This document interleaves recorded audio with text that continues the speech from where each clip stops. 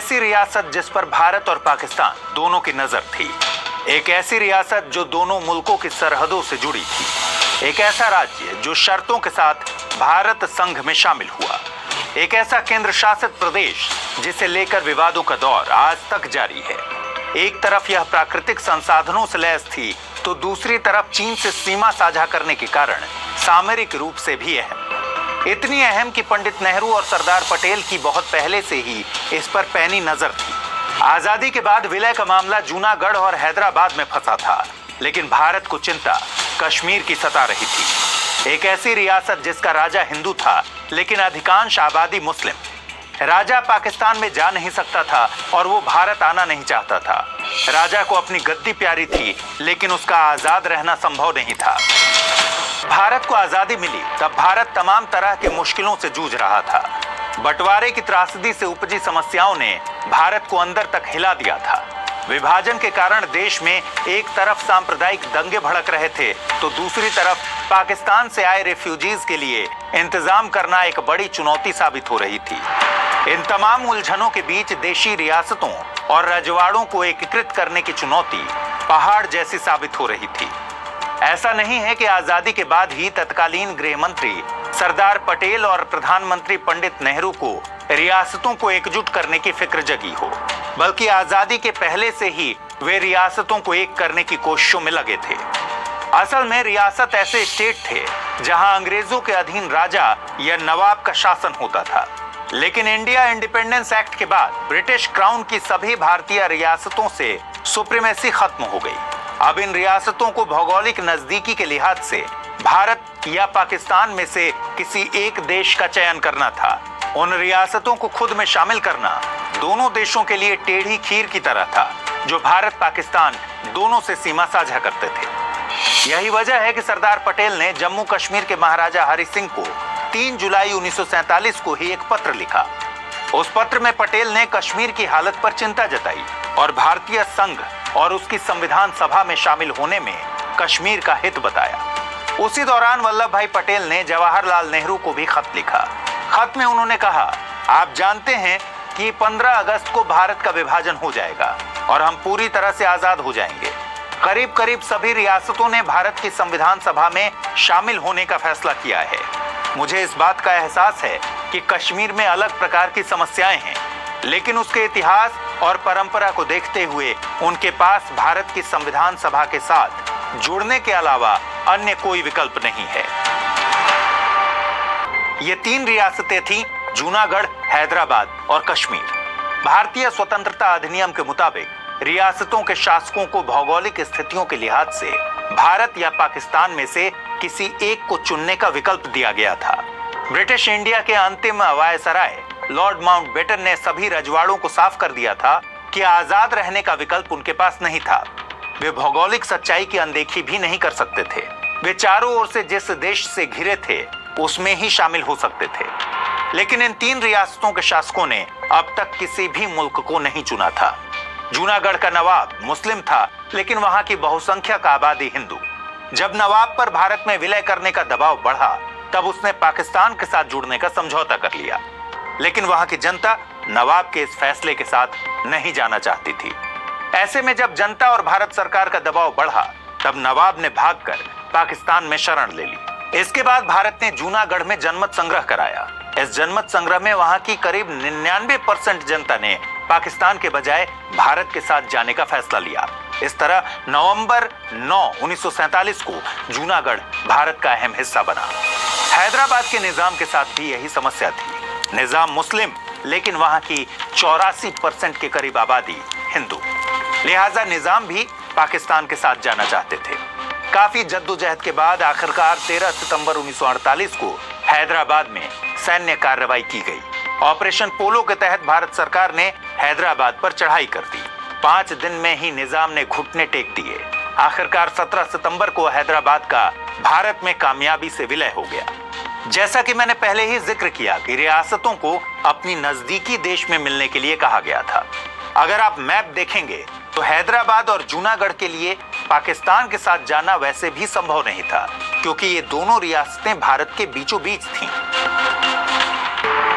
काफी मशक्कत के बाद जूनागढ़ और हैदराबाद तो भारत में शामिल हो गए, लेकिन बात जम्मू कश्मीर को लेकर फंस गई। जम्मू कश्मीर उन चंद रियासतों में से एक था जो भारत और पाकिस्तान के बीच मौजूद था और असली फैसला वहीं लिया जाना था।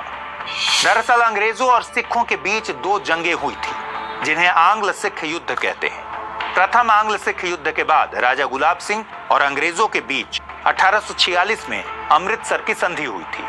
गुलाब सिंह ने अंग्रेजों से 75 लाख रुपए में कश्मीर घाटी और लद्दाख विजारत, जिसमें बाल्टिस्तान, कारगिल और लेह शामिल था, खरीद लिया था और उसे जम्मू में मिला लिया था। इसके साथ ही गुलाब सिंह जम्मू कश्मीर रियासत के पहले राजा बने थे। वे उत्तर भारत के क्षत्रिय वंशी थे और डोगरा राजवंश के संस्थापक थे। 1846 से 1947 तक डोगरा राजवंश ने ही जम्मू कश्मीर रियासत पर शासन किया।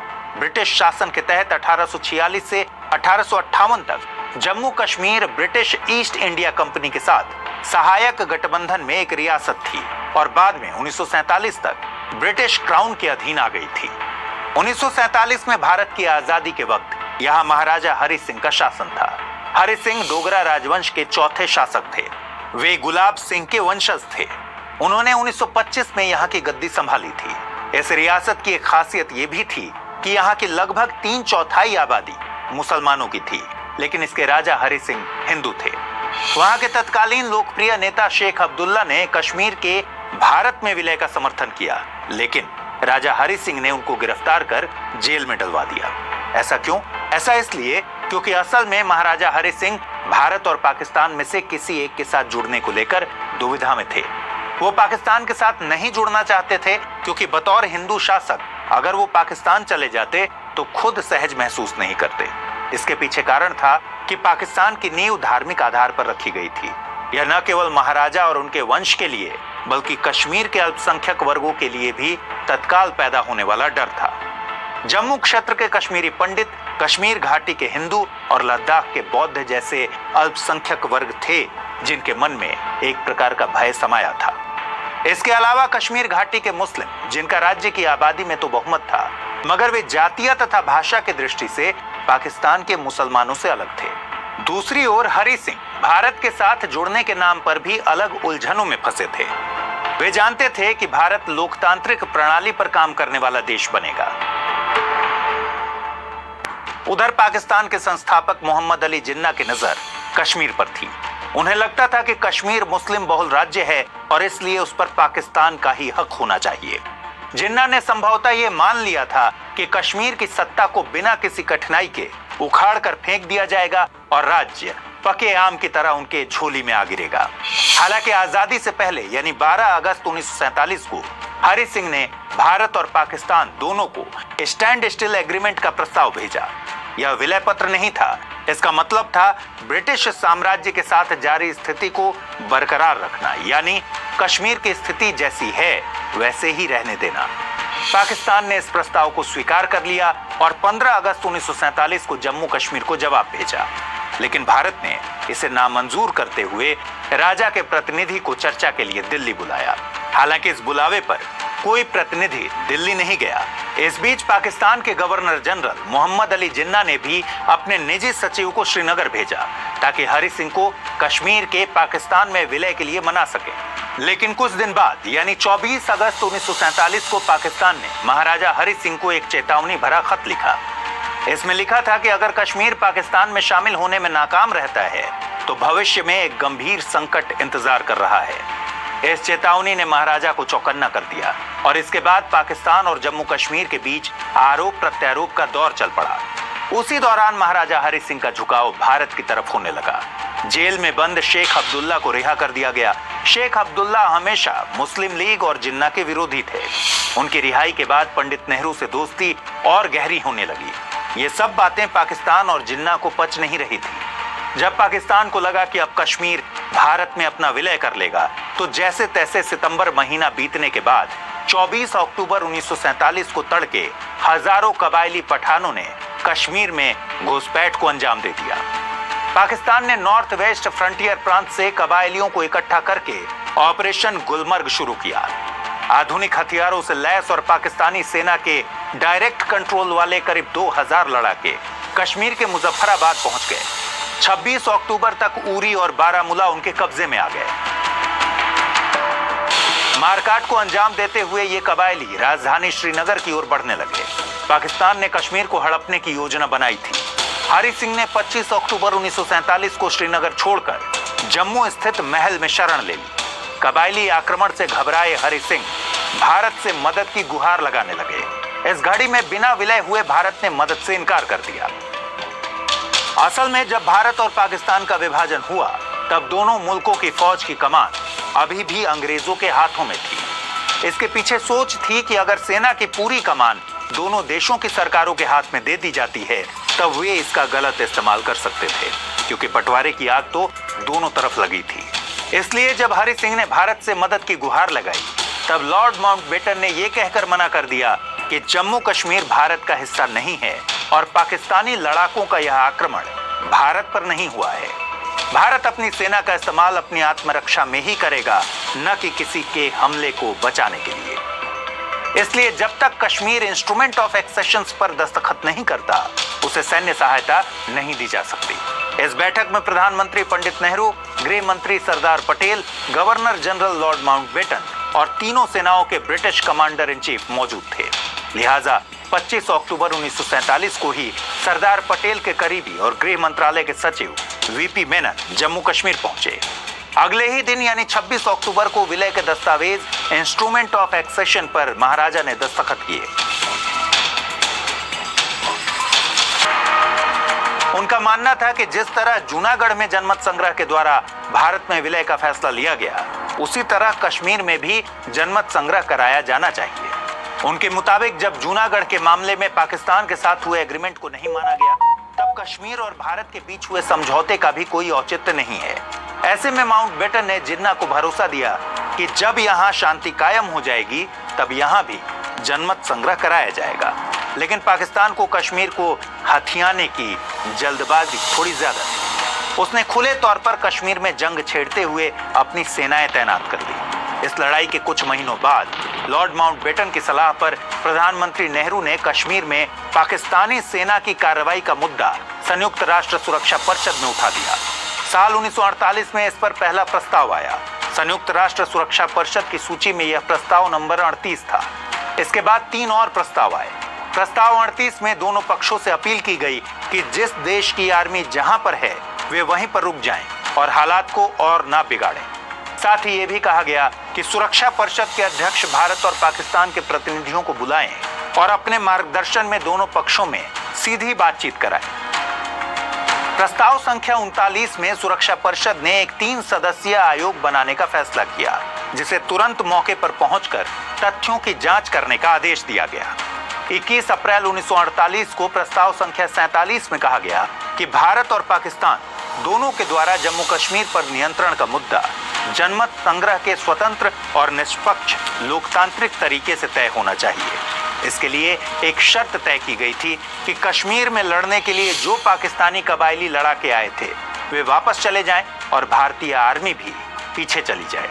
आखिरकार संयुक्त राष्ट्र संघ की मध्यस्थता में 1 जनवरी 1949 को संघर्ष विराम हुआ और दोनों देशों के बीच कश्मीर में सीमा रेखा निर्धारित हुई, जिसे लाइन ऑफ कंट्रोल या LOC कहा गया। हालांकि संघर्ष विराम के बावजूद कश्मीर में दोनों देशों की सेनाएं अपनी मौजूदा स्थिति से पीछे नहीं हटी, यानी जम्मू कश्मीर और लद्दाख पर भारत का कब्जा रहा, जबकि गिलगित बाल्टिस्तान पर पाकिस्तान ने कब्जा बरकरार रखा, जिसे वो आजाद कश्मीर और भारत POK कहता है।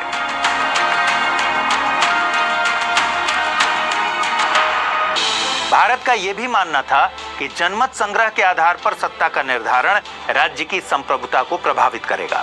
बहरहाल भारत सरकार ने कश्मीर की बहुसंख्यक आबादी के नेता शेख अब्दुल्ला को आपातकालीन प्रशासन का मुखिया बना दिया। इस तरह से शेख अब्दुल्ला सरकार के सर्वेसर्वा हो गए। मैंने आपको शुरू में ही बताया था कि जम्मू कश्मीर पर जब डोगरा राजवंश का शासन था तब वो ब्रिटिश राज का हिस्सा बना रहा। रक्षा, विदेश और संचार को छोड़कर बाकी सभी मामलों में उसने अपनी संप्रभुता का आनंद लिया।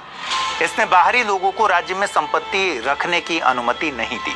हालांकि 1947 में चीजें तेजी से बदली थी। बंटवारे के वक्त जब हरि सिंह को पाकिस्तानी आक्रमण का सामना करना पड़ा तब भारत ने विलय पत्र पर दस्तखत के बाद अपनी सेना भेजी। इस समझौते के वक्त भी हरि सिंह ने 3 मामलों पर नए स्वतंत्र भारत में शामिल होने पर सहमति व्यक्त की थी: रक्षा, विदेश और संचार मामले। बाद में इसमें वित्त मामलों को भी जोड़ा गया। विलय पत्र में इस बात पर जोर दिया गया कि जम्मू कश्मीर का भारत में विलय इस शर्त पर होगा कि राज्य को अपना संविधान रखने का अधिकार और स्वायत्तता का अधिकार होगा। साथ ही एक राज्य ध्वज रखने और आंतरिक प्रशासन पर नियंत्रण की अनुमति भी मिली। अनुच्छेद 370 विशेष रूप से इन अधिकारों की ही रक्षा के लिए बनाया गया था। इसके तहत जम्मू कश्मीर को भारतीय संघ के भीतर एक विशेष दर्जा हासिल था।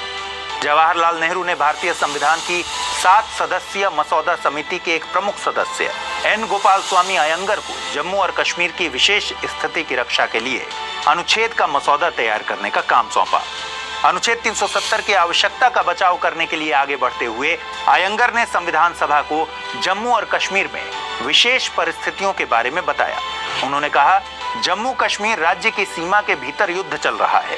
संघर्ष विराम के बावजूद राज्य की हालत अभी असामान्य है। इसलिए जरूरी है कि राज्य के प्रशासन को इन असामान्य स्थितियों के लिए तैयार किया जाए, जब तक कि अन्य राज्यों की तरह यहाँ सामान्य जीवन बहाल नहीं हो जाता। जम्मू और कश्मीर में किसी भी राज्य विधानमंडल की अनुपस्थिति थी, इसलिए अयंगर ने अनुच्छेद 306A को अंतरिम प्रणाली के रूप में शामिल करने का प्रस्ताव रखा, जब तक जम्मू और कश्मीर अपना संविधान नहीं अपना लेता।